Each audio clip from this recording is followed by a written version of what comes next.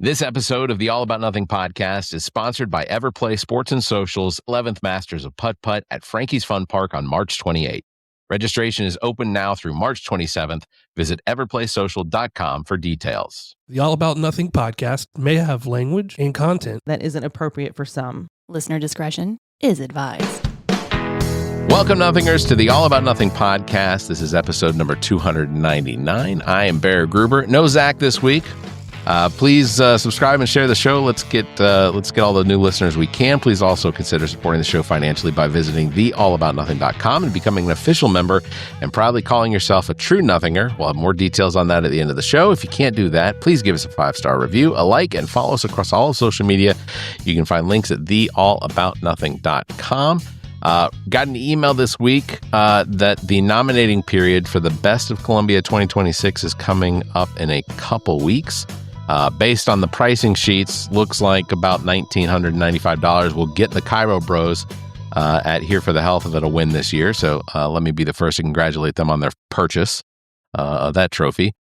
Today we are diving into the why behind what we believe, why some stories stick while facts often bounce right off of us. Why is trust in our institution at an all-time low, and is there actually a way to fix it? To help us make sense of the whole noise, we're joined by Frank Spring. Frank is a narrative strategist, political consultant, and founding partner at Altum Insights and Undaunted Ventures. I said that right? And it's Undaunted, but I do like the idea of Undulated Ventures a lot. Yeah. He has spent Undaunted, and that's actually what I have written. He has spent over 15 years working high-level progressive campaigns across U.S. and Europe, using a unique blend of neuroscience and behavioral psychology to understand public sentiment. Whether he is decoding why voters think the way they do or looking at the ethical guardrails for AI and politics, Frank is at the forefront of how we communicate in a polarized world. Frank, thank you for joining us. Welcome to the show. Thank you for having me. It's a pleasure to be here. Tell us a little bit about yourself. How are you where you're at? Like, is it school? Did something just really irritate you? What was it that brought you here? What could possibly have gone wrong to provoke this man into a career in Democratic politics? So I come out of campaign world, out of Democratic politics. My work, as you said in your extremely kind introduction, is based very heavily on a blend of cognitive neuroscience and behavioral psychology around narrative and how narrative affects our identities, how to tell a good story, and how to understand the stories that your audience are telling themselves. But I'm not a scientist. I am on my best day, I think, a good mad scientist. I certainly enjoy playing that role when I have the opportunity to. But I come out of campaign world, and I think one of the reason that I emphasize that is that there is. I am not the first person. My colleagues and I are not the first people to try and apply something like cognitive neuroscience or behavioral psychology or some kind of public sentiment research methodology from academia or from the private sector in Democratic Party politics. A lot of people have taken a run at that, some of them successfully. But one of the key breakdowns is that Democratic Party politics, as a professional vocation, as an institution, has its own kind of internal culture, its own way of viewing things, its own way of doing things. All institutions do that. All cultures do things. It's easy to throw stones at the Democratic professional consultant class to which I belong. I throw a lot of those stones myself. We deserve a lot of them. But to a certain degree, they're just like any other institution. They have their own kind of culture and expectations. And it's very hard to introduce something from outside of politics into politics unless you understand kind of the rhythms, the culture, the mechanics of how campaigns work. So that's why I emphasize I come from a campaign background, but for the last 15 years, I've been working on how to apply the wealth of scientific and academic research that we have on stories, how stories affect the brain down to the very basic level, the chemistry of our brains, to the role that stories play in society. There's a rich academic literature on the way that stories shape our identities, form our group behaviors, and kind of establish our attitudes. So I've been working on that for 15 years, and I will close this little intro just by saying the two firms the best way to sort of think about my work is to understand the difference between the two firms. I founded Undaunted 8 years ago or so with the eye of using all of that scientific information, that understanding of how to tell a good story, to help people tell their stories well. So our first clients were a bunch of congressional candidates in 2017, 2018. We still work primarily with political candidates, although we've done story building work with private sector folks, lawyers, academics, anyone who needs to persuade and motivate an audience.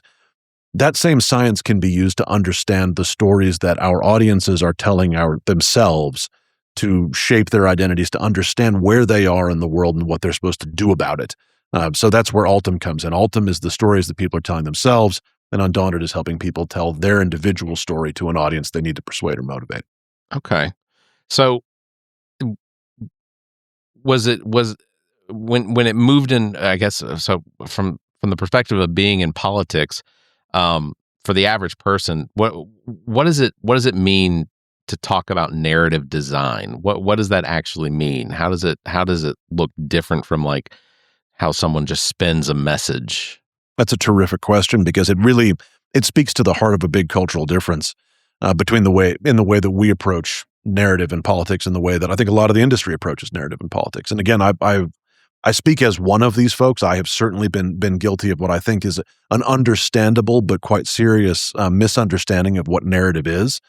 Before I started doing this work and really came to understand just how important narrative is in a scientific context, how science-based stories really are in terms of, again, the way they shape our attitudes and drive our behaviors, I use narrative the way that a lot of people in politics use narrative. That word literally as a kind of term of art, right? It can kind of mean whatever you want it to mean. And there's a sort of general sense that, well, it means a sequence of events, or it means an explanation for a sequence of events, or it means our candidate's life story. There's a bunch of different ways that we use that term, but it's always a term of art, right? It doesn't really, what's the story we're trying to tell here? And you see this a lot. It's kind of crept into the private sector a lot. You see a lot of firms advertising for, a head of storytelling, when what they're looking for is a head of brand, right? Which is fine. Yeah. I mean, story is definitely related to brand. There are people who identify as story brand experts, and some of them are quite good, and some of them I think understand branding better than story, to be honest with you. But for us at Undaunted and Altum, story is not a term of art. It is a term of science. When we talk about a story, we are talking about something that is engineered. We're talking about a series of effects, either within our socialization, within the behavioral and sort of social science that drives our behavior as people, or we're talking about an effect within the brain, an actual effect of cognitive neuroscience, or some other part of human cognition, the way that we use and understand story. So when we think, I'd like to think of myself as a good storyteller. I hope that I am. Maybe someday I'll tell you a story. You can read a piece of fiction that I've written and tell me if I'm a good storyteller. But in my professional capacity, I'm not a storyteller. I think of myself as a story engineer, and so do my colleagues. Our job is to take the component parts that make up a story, and those component parts are predictable, and they are replicable, and they have an extraordinarily powerful effect on the human brain, the extraordinarily powerful effect to bond you with the audience that you are trying to persuade and motivate.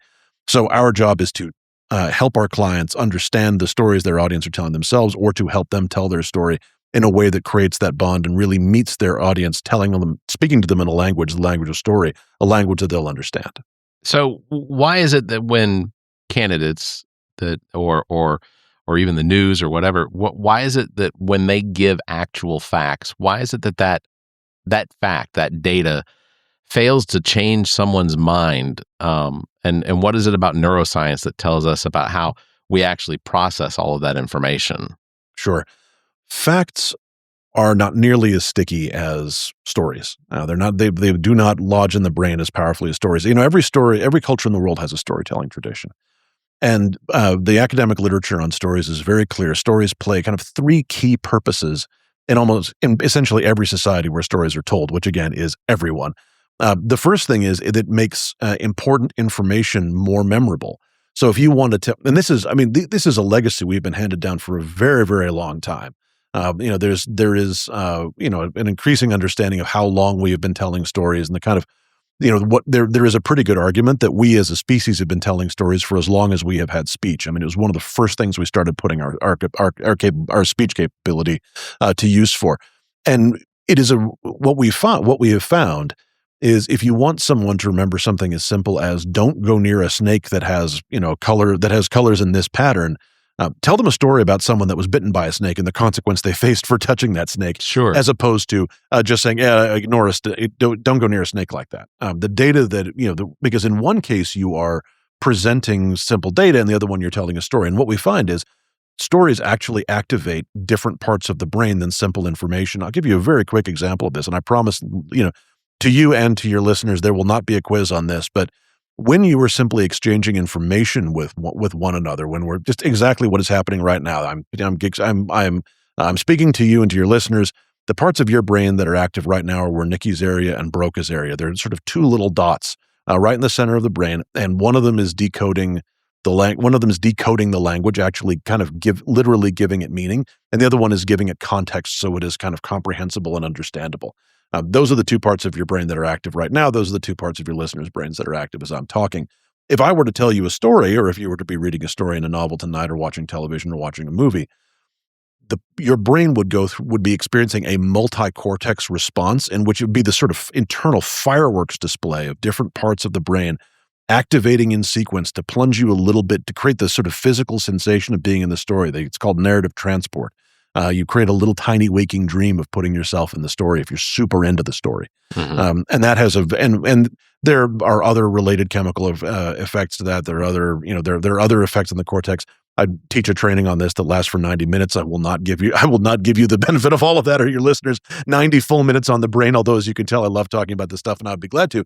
But that effect has an enormously powerful effect on the information that is transmitted into your brain as part of that narrative. And it has an enormous effect on your feelings as an audience toward the person who is telling you that story. So facts are simply not sticky on their own. When they're integrated as part of a story, part of a properly constructed story, then they have real powerful staying power. You can probably remember the information contained in a story that you read when you were a child. A lot of your listeners can. I certainly can.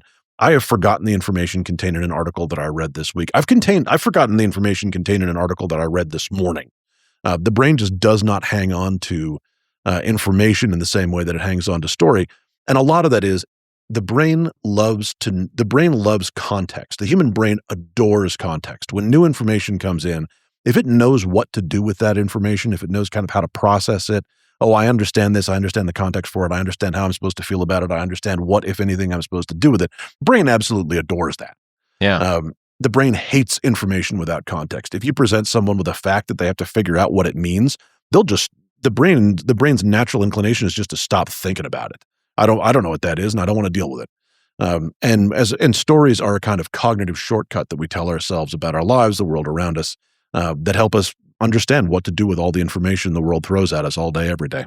Yeah, that and as an example, the Bible, Jesus spoke in Psalms and always and basically told stories to convince people to do what it was that he was trying to encourage them to do by being good and being good to each other and things like that. So there was in the Bible, which I is a work of fantasy as far as I'm concerned, but that's okay. Not everybody. But that was the way they said that Jesus was able to convince people to follow him and things like that. I don't think he was trying to convince anybody. I don't know what I'm saying now. No, but the point you're making is a really good one. Most faith traditions have some component of storytelling or are substantially storytelling.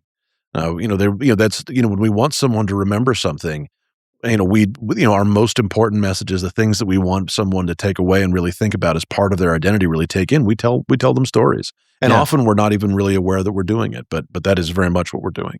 I feel like that connects a lot to how when you watch Donald Trump, whether he's on stage in front of a rally or he's sitting behind his Oval Office, oddly with his hands now just kind of sitting with the fingers on the desk. I'm not sure if he's hiding his hands, but he often tells they're almost stories that don't make any sense, but for some reason, for some people, it's very easy for them to sit behind or sit in front and watch and listen and just get attached to whatever it is he's saying. Do you think that do you think Donald Trump knows that, or at least that his administration has some idea that that's why they just let him ramble on some of these stories and things? I think the reason they let him ramble on now is no one can stop him. But Okay, I think, but to your point, Trump And I personally believe that we are witnessing an acceleration of a cognitive decline on Trump's part that he has been experiencing for more than a decade. So I think to a certain degree, a lot of the severity of some of the rambling is to do with where he is now and his diminished capacity. But I'm glad you raised this, because one of the things that we talk about that a candidate must do when you're running for office is you're usually telling two different kinds of stories. One story is you're telling your individual story. This is why I am running for this office. And you're trying to close a trust gap that has opened up. As soon as you run for office, you open up a trust gap between yourself and almost any audience you want to connect with, because they know you want something from them. You want their vote. You might want their money for your campaign. You might want their time for, as volunteers. There's any number of things that you might be asking for. But at base level, you want their vote. And they want to know, and they'll ask you this question 1,000 times in 1,000 different ways, but they'll very rarely ask you outright, why should I trust you? But that question is immediately there. That's not a question that can be answered with information. It's a question that has to be answered with a story, because a story demonstrates your motivation. It tells people why you are running. So usually when you're running for office, you have to tell an individual story about yourself. And then you also have to tell a political story. And the political story is the story of the community that you propose to represent. So if you're running for president of the United States, you have to tell a story of the country. If you're running for something like Congress, you're probably telling a story of, certainly telling a story of the country, because you're running for a federal office, and to a certain degree you do represent the entire country, or have a leadership role in the entire country. But you represent a specific part of a specific state. So kind of depending on where your congressional district is, and I'm just using that as an example, your community could be a regional one. If you're running for Congress in Northern California, you might talk about the people of Northern California, right? If you're running in New Mexico Congressional District 3, you might talk about the people of Northern New Mexico, because that district is mostly Northern New Mexico and some of the East. You probably would not actually name check the congressional district itself. You wouldn't say, the people of Congressional District 3, because no one thinks of themselves as a resident of Congressional District 3 as part of their active identity. It just doesn't work that way. We don't think of ourselves that way. We have regional identities. But your political story is whatever community you propose to represent and lead, in a way that your audience will understand themselves as belonging to that community. And they have to be able to tell a good political story. And the problem is, Make America Great Again is a distillation of a slightly longer story. We used to win. We don't win anymore. I will make us win again, which is a distillation of a somewhat longer story that Trump was telling since he came down the golden escalator in 2015. And the problem is that structurally, it is an unbelievably good political narrative. It has never won a majority. It came close in 2024, but it's never actually won a majority of voters. So it's not Ronald Reagan political compact powerful. It's not Franklin Roosevelt political compact powerful. But for the people that he wants to reach and persuade and to motivate, to activate, it is a rock solid, incredibly robust narrative that really, just from a structural perspective, answers all the key questions that a good political narrative needs to, and is familiar to them. And so as a result, when you talk about him spouting these kind of strange narratives, but people, particularly his base, believing him, he's the guy that's been telling them the truth for 10 years. He's been telling them a familiar story, a comforting story, one that validates their grievances and their worldview. And the problem is, he was telling a rock solid political narrative at a time when the Democratic Party has not had a very strong narrative of the country. We haven't had a strong story that answers the questions of, where are we now as a country? How did we get here? Who's responsible for that? How are we supposed to feel about that condition? Why do we feel that way? And what are we supposed to do about it? That's the most basic political narrative model that we use in my work. We have other more elaborate ones, but the most basic ones can answer those key questions. The Democratic Party hasn't had a messenger who really spoke in that kind of clarity and that kind of urgency. And Trump, hilariously, for such an inarticulate person, to the people who are listening to him, really has. Yeah. Would you say that Barack Obama, Bill Clinton were those types for the Democrats? Absolutely. Yeah. And when I teach a module on one of our trainings on how to tell a good political narrative, the two that I tell are Barack Obama's, and the two national examples are Barack Obama's and Donald Trump's, partly because they lay right next to each other chronologically, but also they are, Obama's political narrative was also rock solid. He was able to say, where are we? He had a version, his own version, but it was one that we could all recognize. It was familiar to the people that he was talking to. Where are we now as a country? How did we get here? Who's responsible for that? How are we supposed to feel about it, and why, and what are we supposed to do about it? And his entire campaign, we distill it down to hope and change, but it was really about overcoming division. It was about, his actual narrative, if you kind of break it down structurally, was we have been divided by people who, for their own, corrupt and cynical purposes, have tried to divide us against each other. But we are angered by that, but we reject it, and we're hopeful because we know that, in fact, we have gay friends in the red states, and we coach Little League in the blue states. There's more together. There's more that binds us together than drives us apart, and that's what this election is about. That was really kind of his core story, and it was tied very clearly into his individual story of the idea that only this hopeful America, the one where we all where we all get along and work together, and there's more that makes us. There's more that binds us than drives us apart. Only in a place like that could someone like him have his own life story. So there's a remarkable combination of an extraordinary political athlete telling a great story that was familiar to a people who really wanted to hear that story, and running against a just titanically unpopular incumbent. And that's how you get something like Barack Obama. Contrast with Donald Trump, who is telling a story that is really only appealing to a minority. I mean, it is so grievance-based that it is, it's hard to get a majority of Americans on your side for that. But you can get the right minority in the right places at the right time if the opposing party isn't telling its own, contravening, really powerful, really robust narrative. Yeah. One of the things that we hear a lot about is polarization, but you focus more on trust deficits. Is our problem that we disagree too much, or that we've just stopped believing in the same institutions?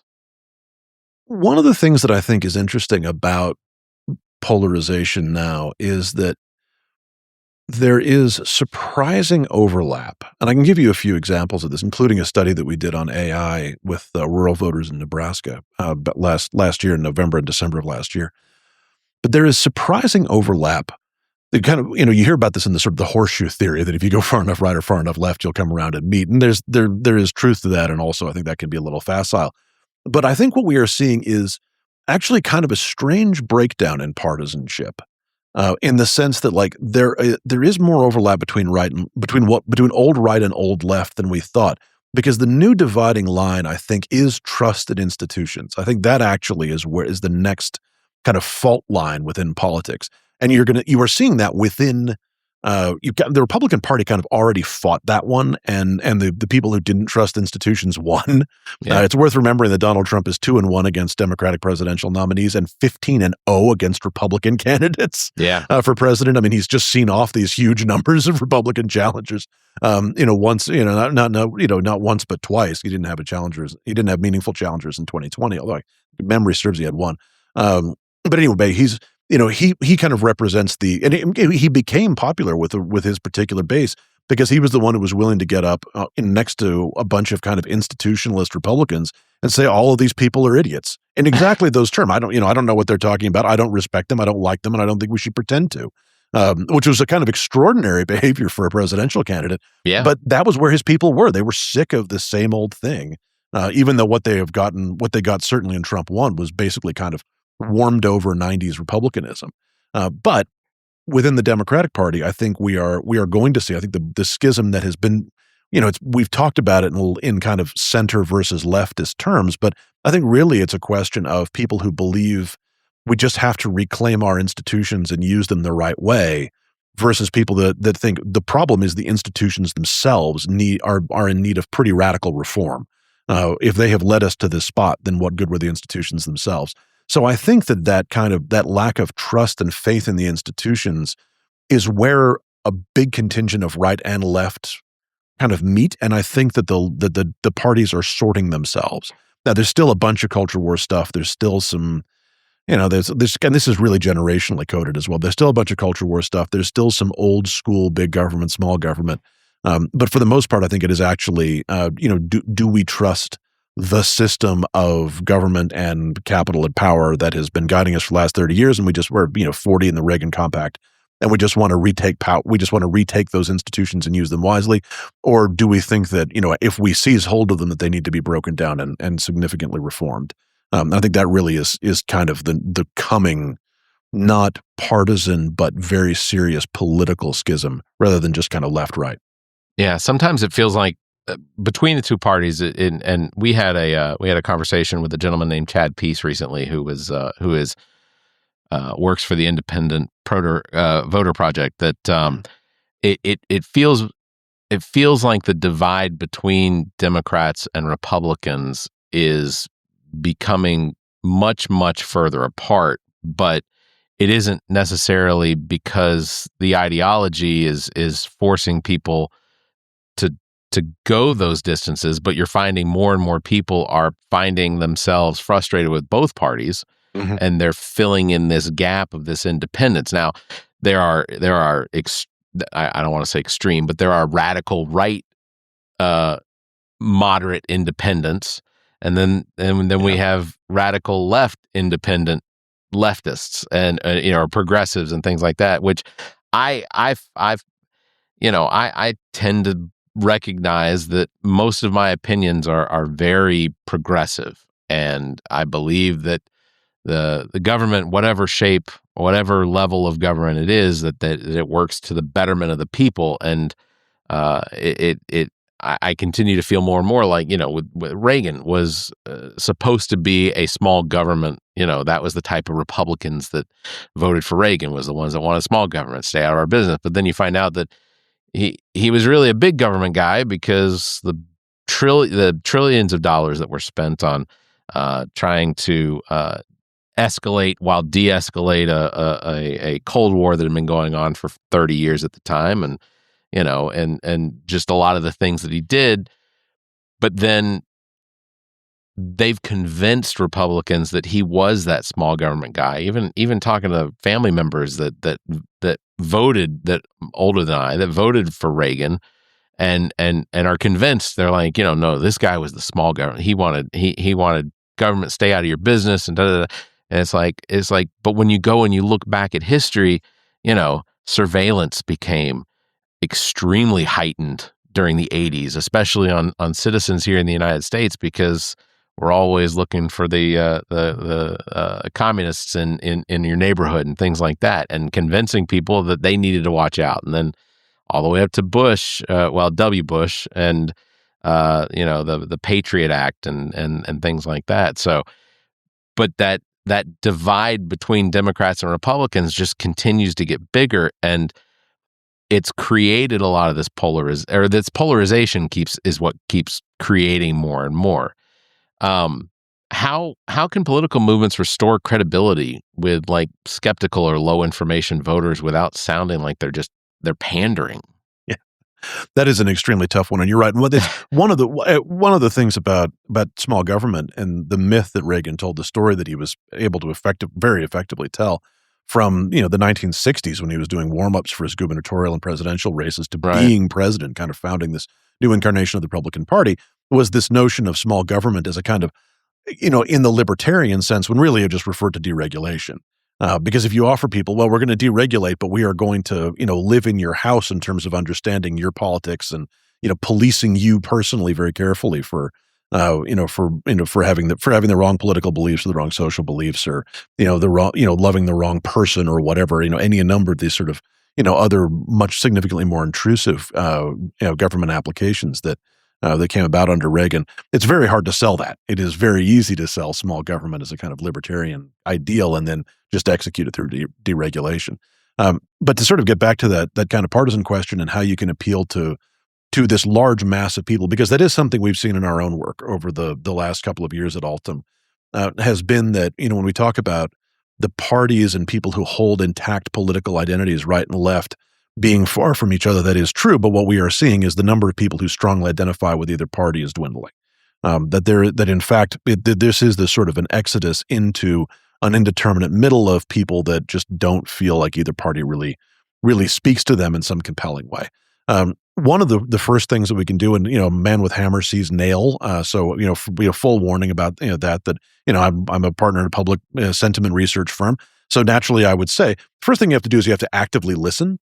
There is a lot to be learned about why people do not have active political identities. That to a certain degree is about the information they're exposed to, and to a certain degree is about a deliberate decision that they have made with a reasonable amount of information about both parties, just deciding this is neither of these entities really speaks to me.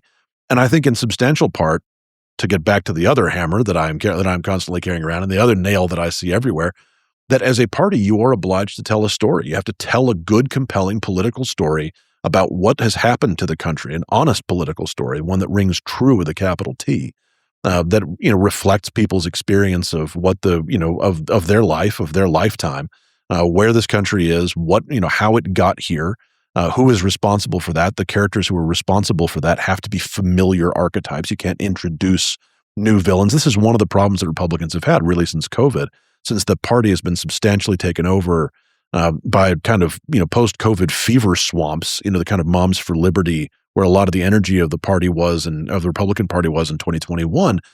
They underperformed catastrophically in 2022 and bluntly could have done better in 24 in a lot of places, because they kept running candidates who wanted to talk about how, teachers are forcing, gender conversion, are forcing, gender change on your children, or strange stories about, teacher. They really went after schools a lot of teachers, classrooms where there is cat litter, where litter boxes, litter boxes. Yeah, exactly. You remember this.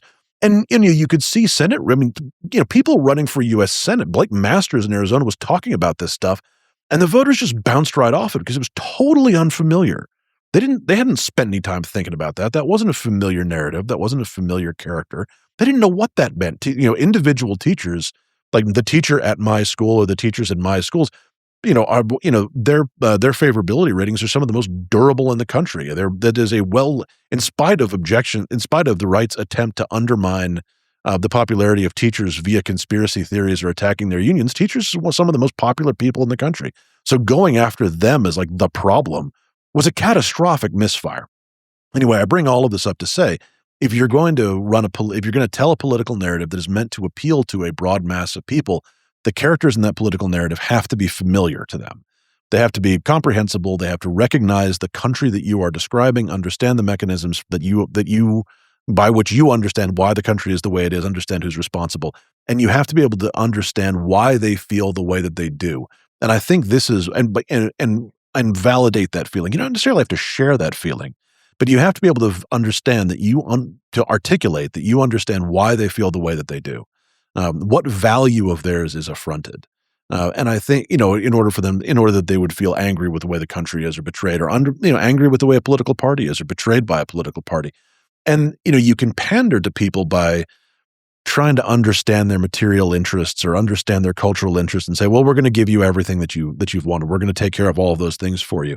But honestly, that doesn't go nearly as far as telling them a story that is familiar to them, the same story they're telling themselves about how their country got the way that it is, showing them that you understand not just how they feel, but why they feel it, what they care about that has been disappointed or affronted that leads them to be angry or disappointed in both of those parties.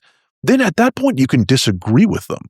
But at that, you can come up with a different policy idea, or you can say there's some, parts of this. This is what we are planning to do, and this is how we're going to do it.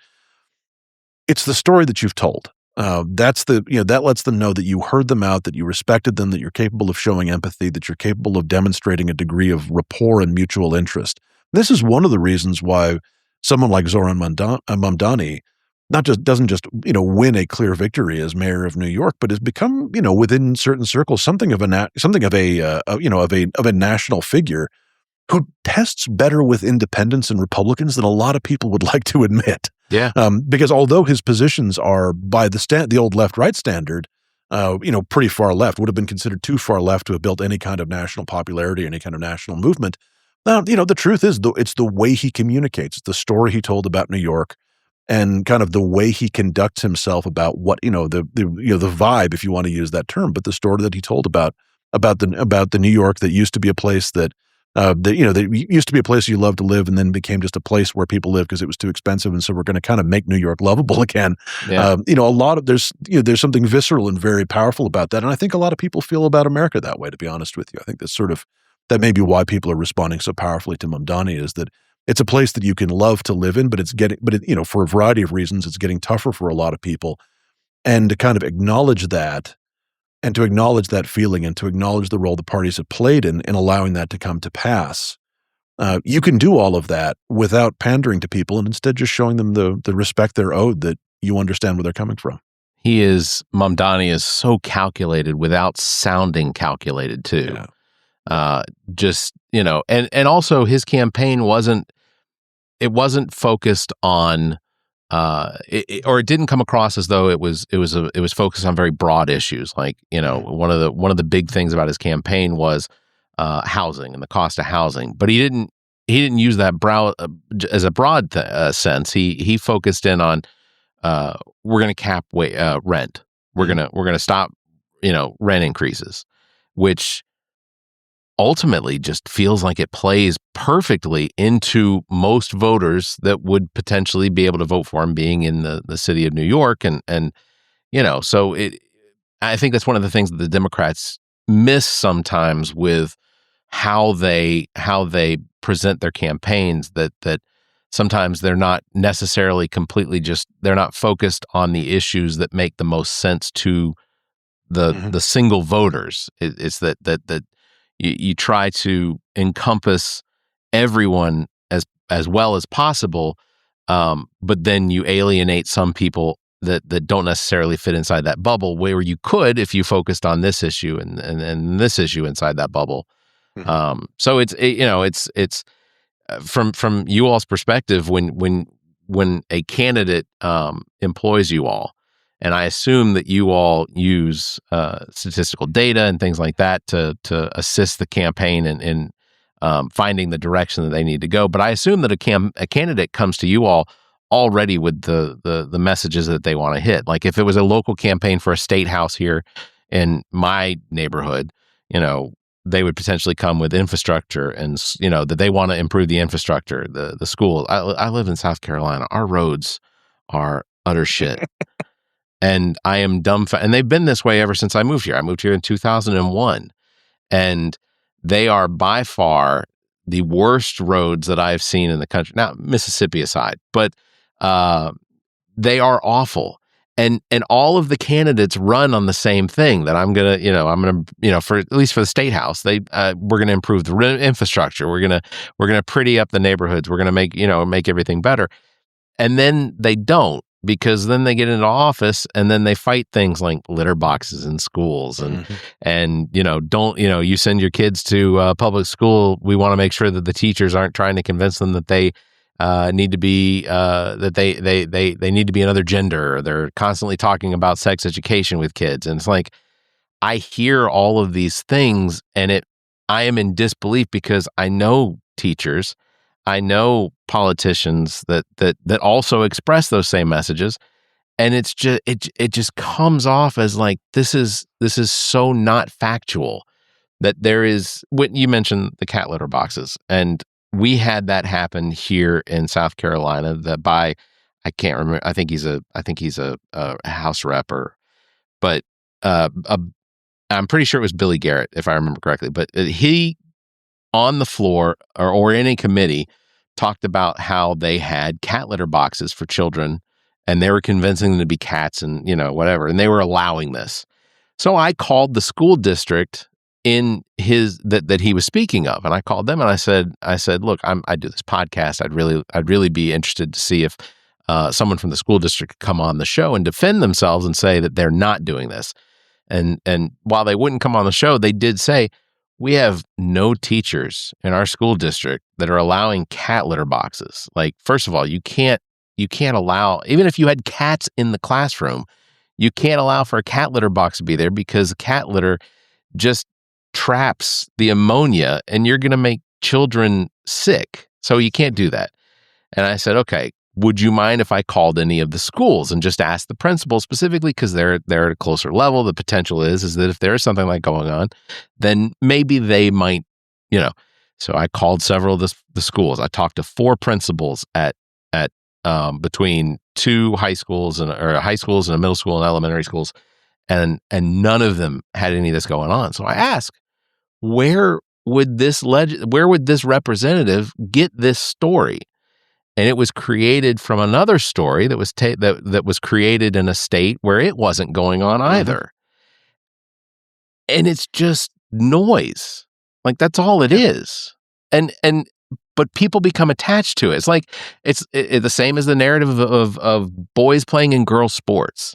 Show me statistically where this is actually happening. Show me where there are boys playing. And so, like, I asked a friend who lives in Georgia, and he said that, that that he has heard, and this is what he said, I have heard that there is a team that is made up of nothing but boys that identify themselves as girls so that they can play softball and win trophies.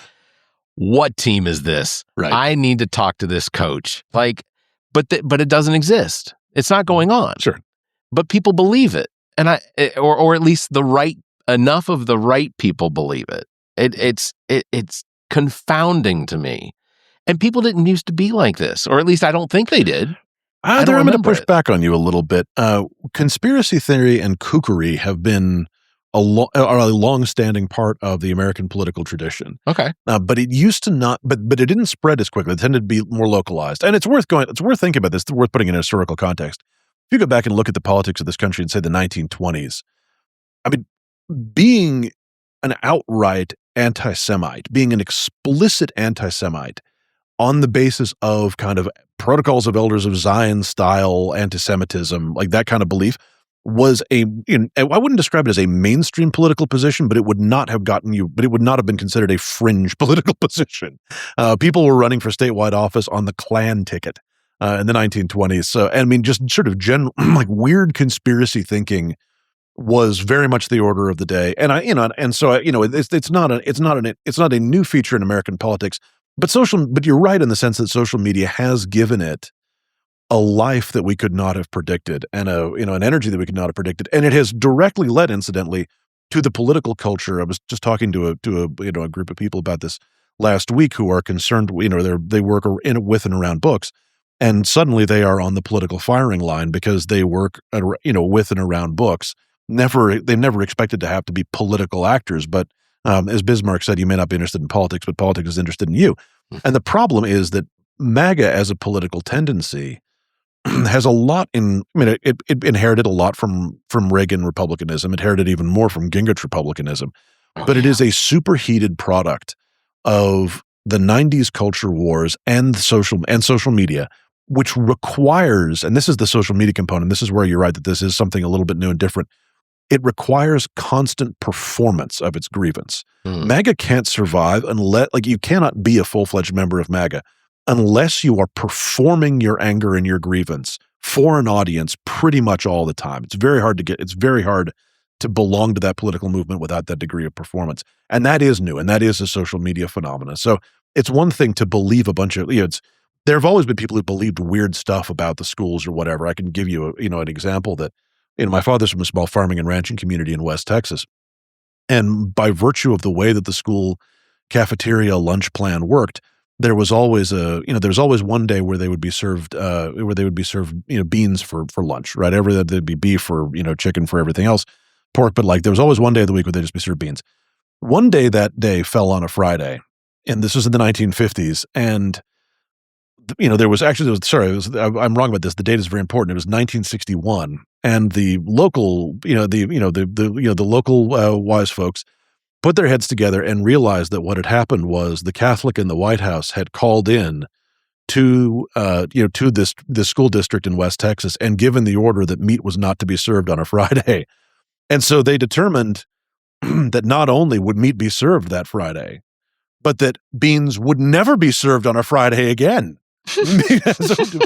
As a way of showing that damn John Kennedy what they thought of his interference.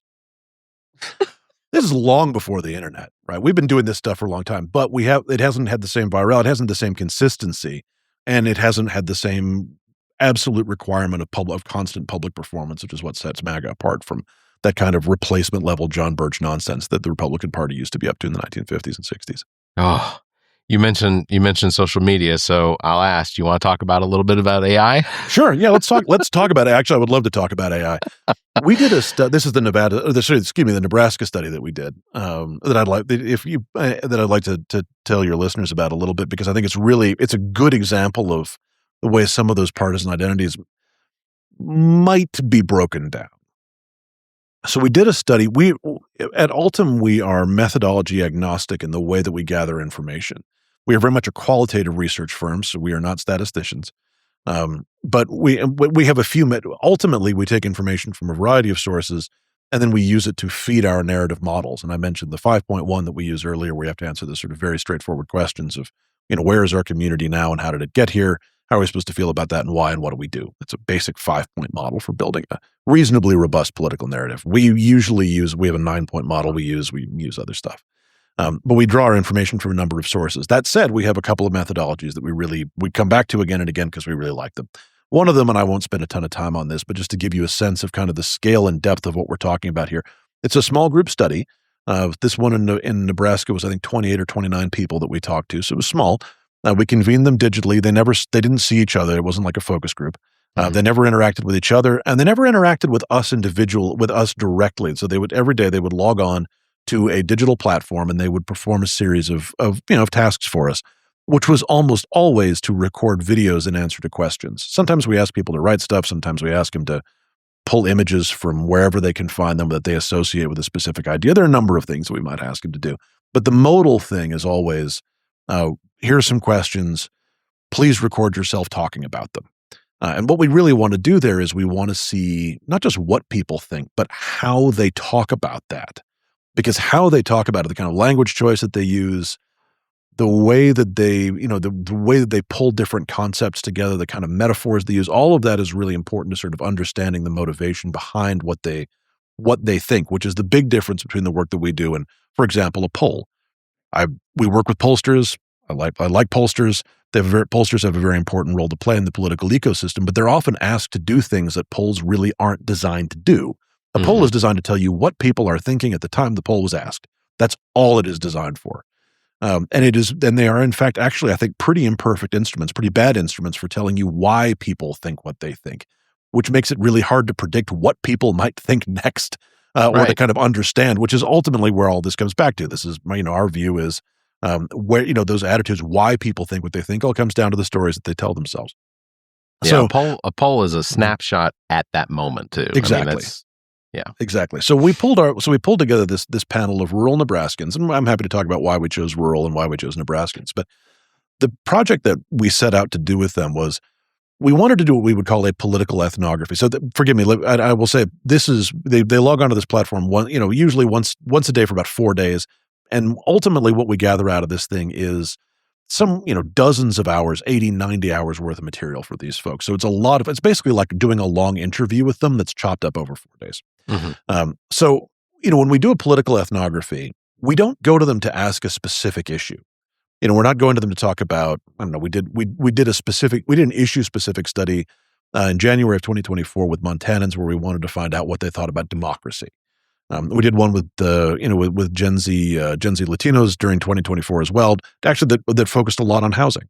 To sort of go back to the issue that you raised with Mamdani and how to talk about housing. So we can do issue specific studies, but usually we are looking for, when we do a political ethnography, we just want to know what's on people's minds. Why do they believe what they believe? What are they worried about? What have been their hopes for their lives and their communities and their country? Do they feel like they've gotten to those? Have those hopes been realized? If not, why not? Who do they blame for that, or who do they think has been really good? So, we're really kind of asking these foundational questions of how they see themselves and their communities and what matters to them and what they're worried about. We found all kinds of fascinating stuff. Really, we wanted to flesh out. We've known for a long time that rural communities are some of the most durably and reliably Republican voters in the country. And there has been a lot of really good polling work on why. So we have this sort of laundry list of what they think about Democrats, about Republicans, and that's all been extremely helpful. But we still couldn't quite get to the bottom of why. Like where did these attitudes come from? So we set out to see if we could understand a little bit of something about that. And we did. But along the way, we also asked them, what are you thinking about? What are you worried about? We kind of wanted to know a little bit, what do they think how do they feel about Trump? How do they feel about the first couple of years of Trump? And we expected or the first year of Trump too. And we expected to hear about tariffs. These are farming and ranching communities. They've had a very hard time as a result of the tariff policy. We expected to hear about immigration, which has created its own headaches for farming and ranching communities, as well as its own heartbreaks. And we expected to hear about cost of living and other things. And we did hear about all three of those things. But the thing that this panel wanted to talk about, and this was a few Democrats, mostly independents and Republicans, the thing that they wanted to talk about was AI. That was what was on their mind more than anything else. It was how much they disliked it and how afraid of it they were. And the reason that they disliked it and were afraid of it, and I want to be clear, there were a small number of boosters. There was a very small number of AI boosters, but they were there. Interestingly, all Gen X men. This is a small group of people, so I don't want to draw too broad a conclusion here, but based on some other data we're looking at, we do think that Gen X men might be a little bit of an outlier in terms of their positivity about AI. Amen. So there were a few boosters, but for the most part, these folks were extremely negative about it, and they were worried about the economics of it to a degree. They were worried about, what are we going to do with people whose jobs are lost as a result of AI? What are we going to do? Is this going to, suppress wages and so forth? But the thing that really worried them was the effect it was going to have on people, the effect it was going to have on society. And they would start by talking about children, and then they would sort of expand out to the same concerns for everyone. And what they were worried about is that AI would cause people to become isolated from each other and divided. That it was going to cause people to retreat into these kind of individual worlds where they couldn't really tell what was real and what wasn't. And it would feed them information that would agitate them and divide them and kind of erode community. And that was really this really made sense, because one of the things that we found about the rural identity was, first, it was one of the strongest identities that we've ever studied. I mean, the people that we talked to, they knew what it was to be rural. They considered themselves rural. They love being rural.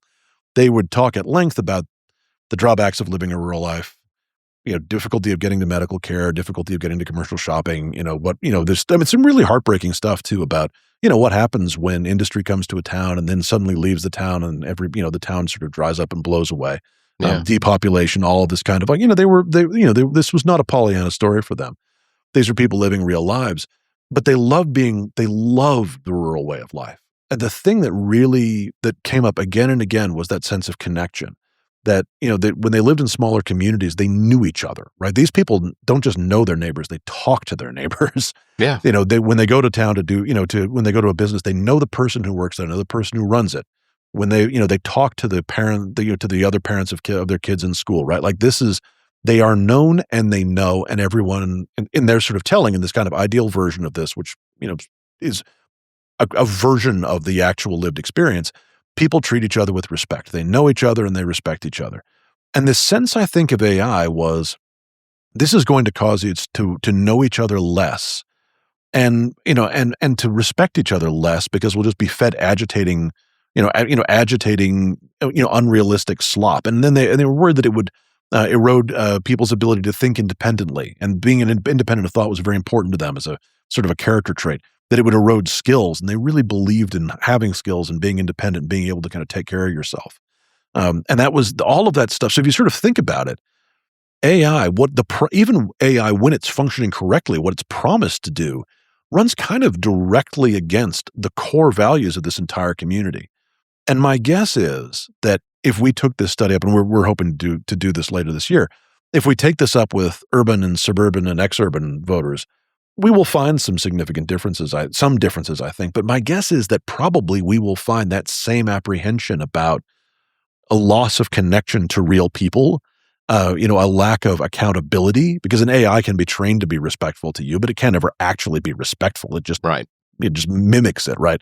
If it does you dirty, you'll never get an apology for that, not a meaningful one, not from a real person whose apology can mean something. A lack of accountability, but also I think a sense that this is one of the things that our panelists talked about. It was a sense that AI could be like social media on steroids. That their sense was, when we asked this panel, has life ever been better? Has there ever been a better time to live in a rural community? The answer was usually yes. And they would talk about, a variety of economic developments and some kind of logistical, components that have gotten harder over the decades. But ultimately, the majority answer that they would all sort of resolve to after they thought about it for a while was life was better before social media.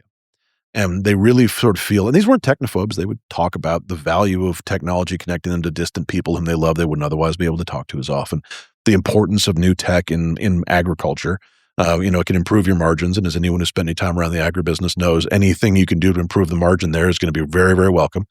So they would talk at length and with real fluency about that.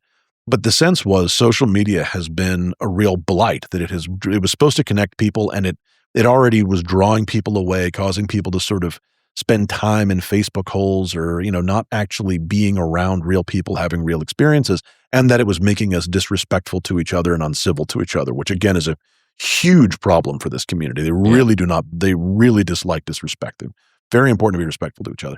And their sense was AI is just going to be that only worse. And I do not think that is a feeling that is limited to the rural community. And if we were to talk about it as independents and Democrats, we should be starting from that place, from that moral objection, rather than from a kind of rather than the material concerns or the kind of applied concerns around data centers. We should be talking about all those things too.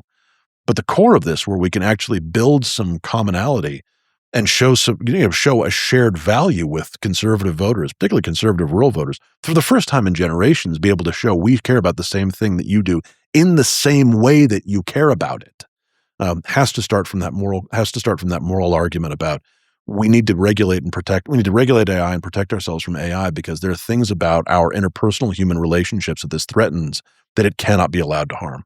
Yeah. No, I agree. And I use AI in my daily job, the one that pays for this. But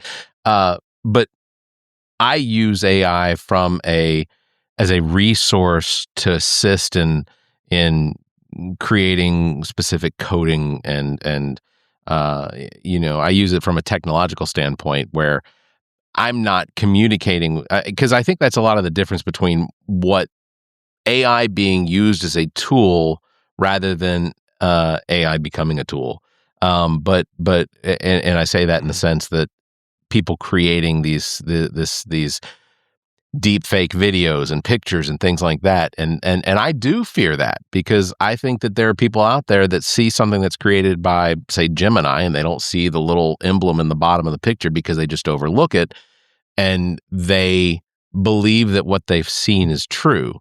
I mean, just this past couple weeks, we had videos that people were identifying things about Netanyahu, where he has a sixth finger, or he's holding a coffee that should have spilled while he was talking to a camera, and all of these things are, because then we're breaking down actual real videos of something that is actually occurring and actually being recorded, not being created by in computer generated imaging, and not believing it. Yeah. And that's my fear, is that what is real is going to be denied because of the unethical use of AI, and there not being guardrails in place to prevent that from happening. Because for almost anybody, if they're willing to pay however much a month to ChatGPT, then they can have basically a capped level of potentially just creating nonsense and using that to influence people. And I think so. That's my concern. So I have the concern that they have, even though I use AI every single day to help me with making my job more efficient in what I do in support of the clients that I support. So I'm there with them. You would find me not as an outlier. Sure. And I think that there are very few out. I mean, there is a small coterie, I think, in this country, very clearly. The public data shows it, of genuine AI boosters. But I think for the most part, what you're finding is degrees of concern. I mean, first of all, actually, the public data is very clear. We're finding a very high degree of resistance to AI pretty well across the board. It is not a well-liked tech. It's not actually especially much taken up, much used piece of technology, at least on the consumer market. But I think there is a tremendous commonality there. And I think, a lot of us kind of understand, I think this is a piece of tech that is, it doesn't have to be eradicated, although we did actually have people in the panel whose argument was it should be made illegal and destroyed. But I think that genie's probably out of the bottle. But I don't like telling people what we can't do in politics. I think that's poisonous for politics. So you have to at least consider that possibility. But we use it as well. I mean, one of our favorite tools is an AI moderated interview, where we're able to conduct a truly staggering number of absurdly high quality interviews over in a very, very short period of time. It really has kind of changed the way that we are able to gather information and to gather attitudes and to gather language and to do our analysis. It's just totally different. So we value this stuff really, really highly. And also, if it's not the government's job to figure out how do we regulate this, how do we protect people from its effects, and how do we make sure that it's broadly stays in its lane and is used to make things more efficient, more effective where possible, and we're protected from its effects. I don't know what government's job is, and I don't know whose job it is to do that except government. Right. So I think that's, we sort of we as a population largely, although not entirely, and there are a lot of people who deserve credit for having seen this problem coming, gave the regulation of social media pretty much a pass, or a very significant pass, when social media became more prominent. Now, social media was popular. I think that was really what we were talking about. And also no one had any concept of what it, certainly no one who would regulate it really understood what it was. And that the effects of that, I think we are enjoying, and I use that word very advisedly, we are enjoying the effects of that right now. So I think this is an opportunity to potentially, learn the right lesson from having missed the boat on dealing with social media. And I hope that hilariously, there is a huge open lane for any Democrat or independent who wants to step into it, because the Republican Party is really nowhere on AI right now. There are a few of them who are talking about it from the context of protecting children from exploitation, which is really important and ironic given where that party has been on that particular issue. But if only podcast listeners could hear my eye roll. Yeah, that was really impressive. I was worried something was happening to you there for a second, and I don't blame you. But that that is a good place to start if we can all arrive at the same place. But that's just not going to be good enough. And again, I am not, I am skeptical of a lot of the promises of AI.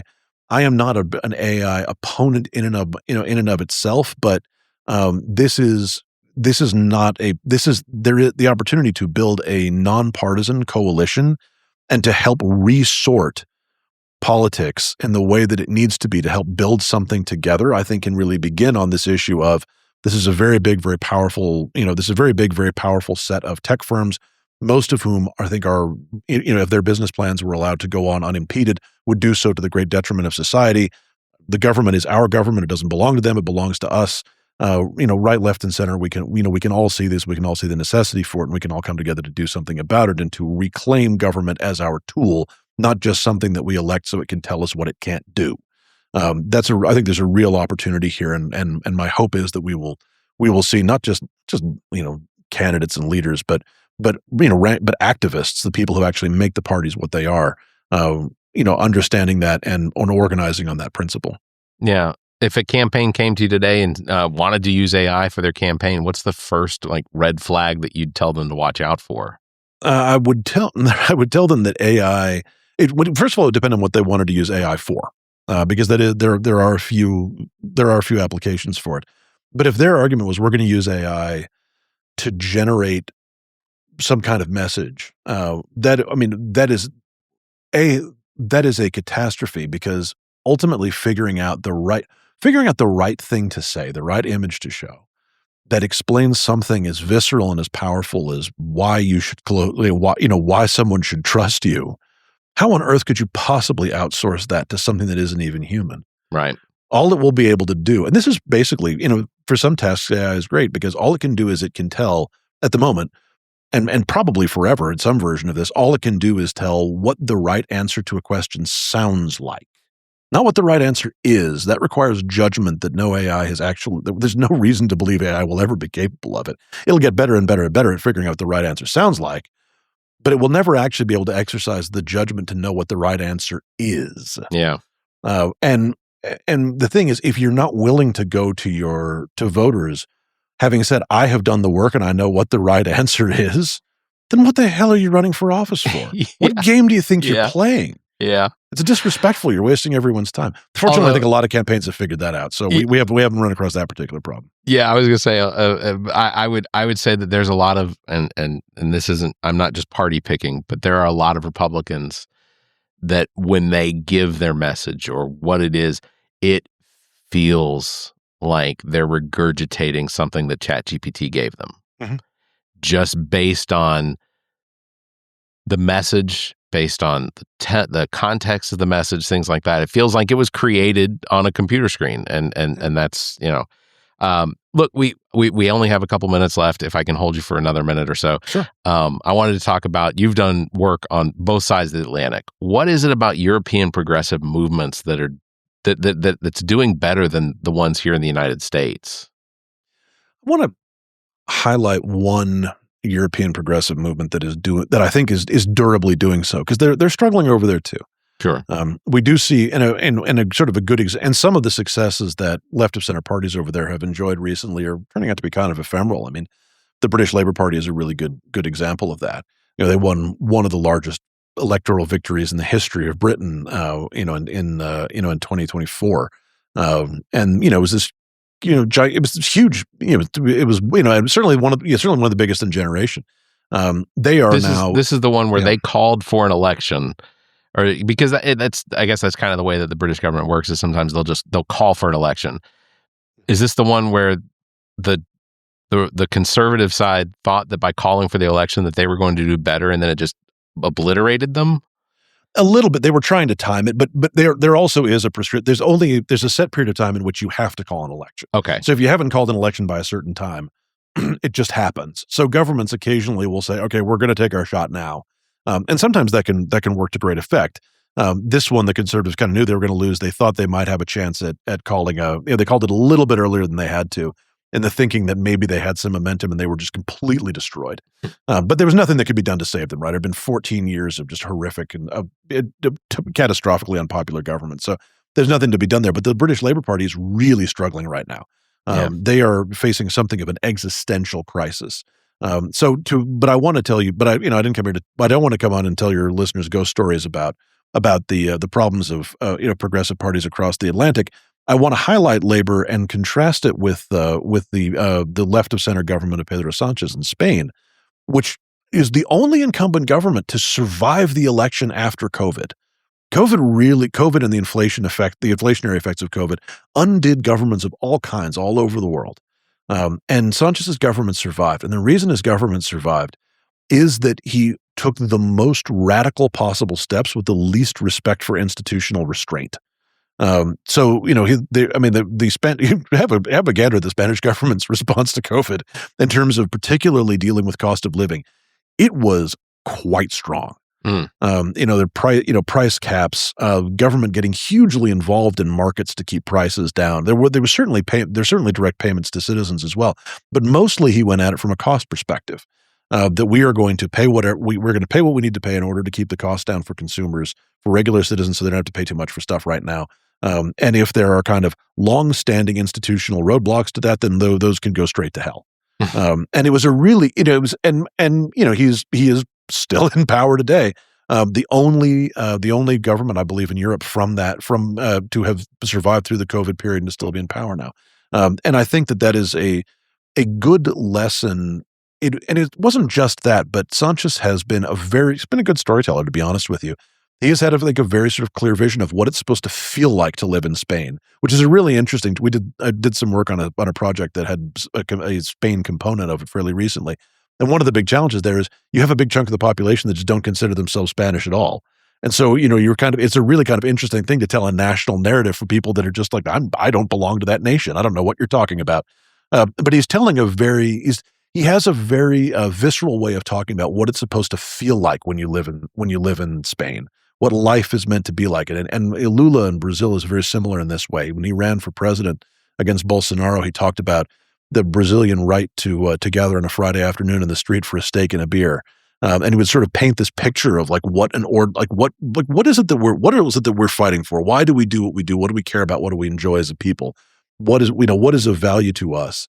And why would it matter if that were taken from us? And why is it important that we be allowed to do that? So he and Sanchez are both really good storytellers in that way. They sort of have a sense of what people value and what they want to hang on to, and just the ordinary rhythms of life. What does it feel like to live in a country governed by them? And they are extremely successful. The Starmer government, the UK Labour Party, has not done that. They were successful against the conservatives because they ran against a hugely unpopular conservative government and kept saying these people are idiots and don't know what they're doing and you should get rid of them. The British people agreed with them. But then what? They've never been able to tell an effective story of what is it supposed to feel like to live under Labour government, which is a big contrast to the last time Labour won a huge victory in 1997.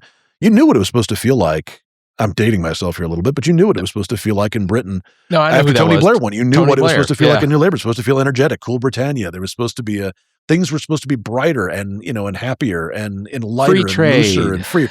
And looser and freer, exactly. It was a new era, right? Like we're not bogged down by these stodgy old conservatives, and we're not weighed down by some of Labor's more state-oriented past. It's going to be new and free, and some of that worked and some of it didn't. But you knew what Tony Blair's Britain was going to feel like, and you knew what Lula's Brazil was going to feel like. We never knew what Starmer's Britain was supposed to feel like, and they never were able to tell that story. And again, a small number, I'm going to bring this thing back to the top, a small but important number of people knew what Trump's America was going to feel like for them. Yeah. And they liked what that sounded like. And we didn't tell people very clearly, we didn't give a clear indication of what Clinton's America was going to feel like. And I don't think we did a very good job of telling people what Harris's America was going to feel like. Yeah. And we're paying the price for that.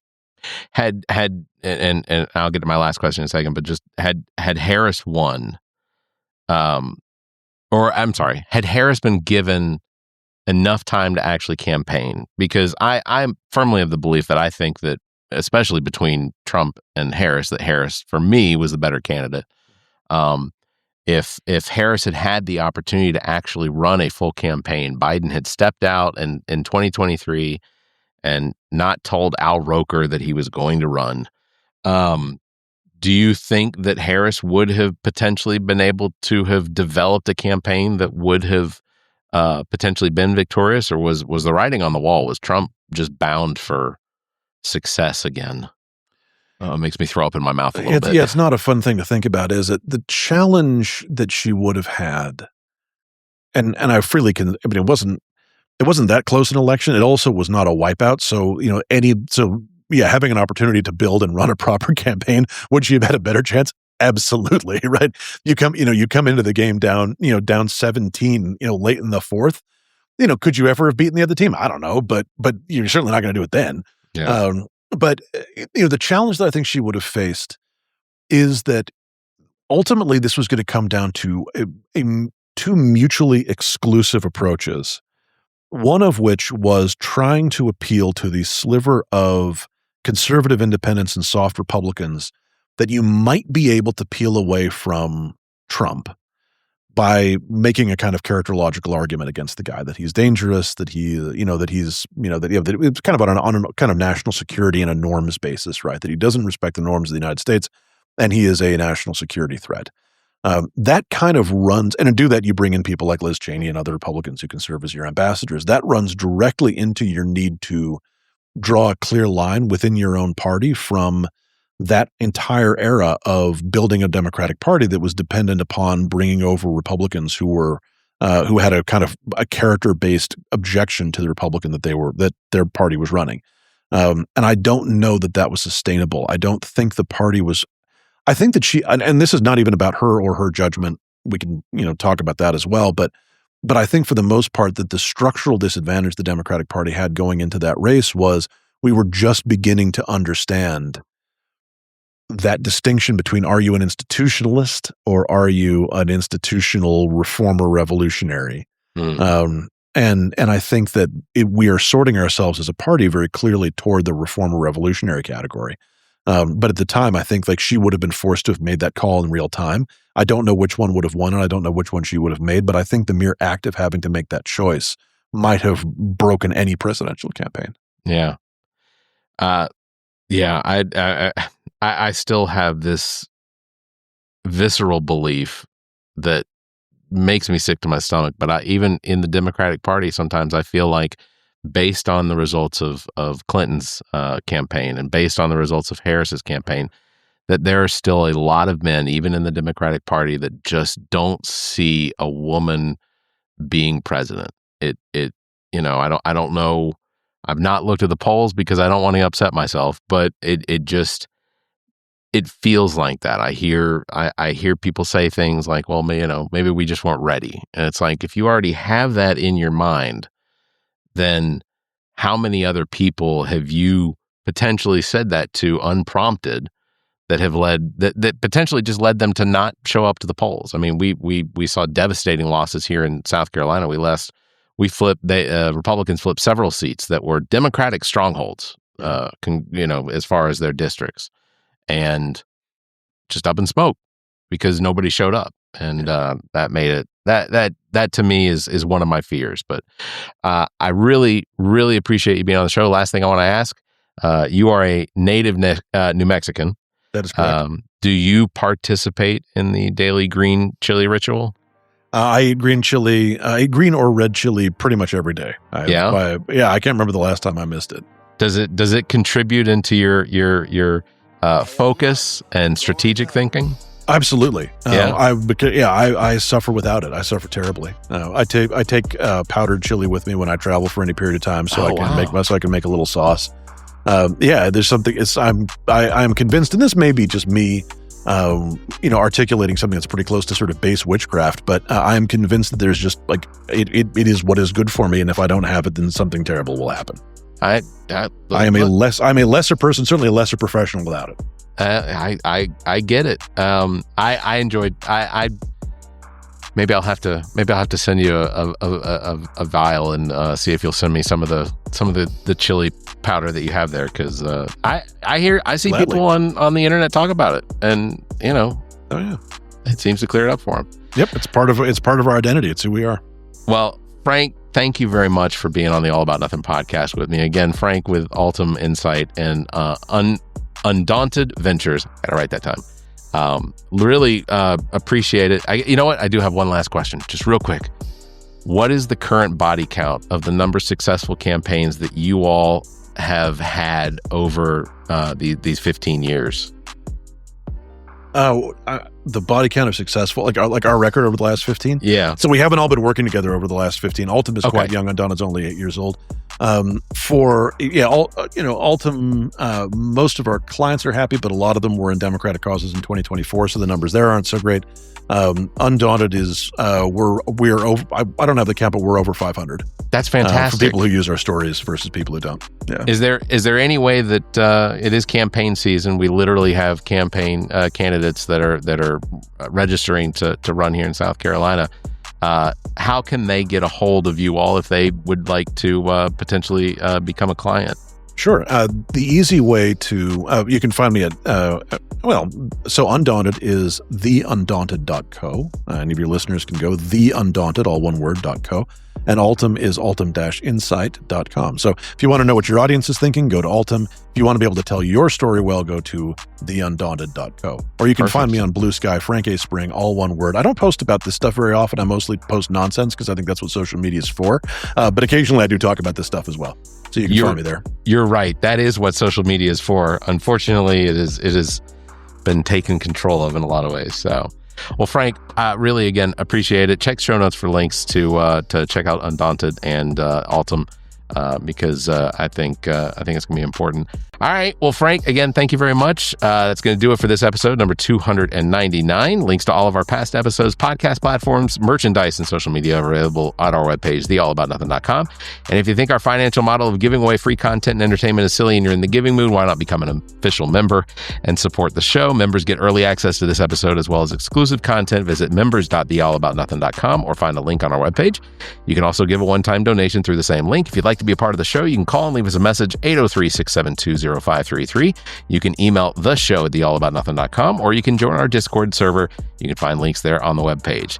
Thank you for listening, everybody. You all stay safe, be kind, and keep your hands to yourself. The All About Nothing podcast is a product of Big Media and produced and engineered by me, Barrett Gruber. Thanks to Cake for our intro music, Sick of You. You can follow Everything Cake the band at cakemusic.com. Thanks to Muff the producer for our outro music. You can follow Muff on Instagram at Muff the producer. You can follow me across social media by visiting Linktree/Barrett Gruber. And you can follow Zach King on Linktree/AAN Zach. Want to support the show? Visit our webpage, theallaboutnothing.com. allaboutothing.com and become a member. There are several tiers available that give you early access to episodes as well as exclusive content. To find links to our social media, podcast platforms, and merchandise to support the show, as well as past episodes, visit theallaboutnothing.com. If you'd like to be a part of the show, you can email the show at theallaboutnothing.com, or you can call our number and leave a message. Dial 803-672-0533. If the time between these episodes is more than you can handle, check out our sister shows. What the Pod Was That with Carrie, Zach, and myself. Welcome to Wonderland with Ami. Politically Speaking with Erica, Kirsten, and Emily. And Black, White, and Blue in the South with Dr. Jameel Brooks and Bill Kimmler. Please subscribe and share this show. If you're on YouTube, please subscribe and punch that notification bell. Thank you for listening, and hear us next week.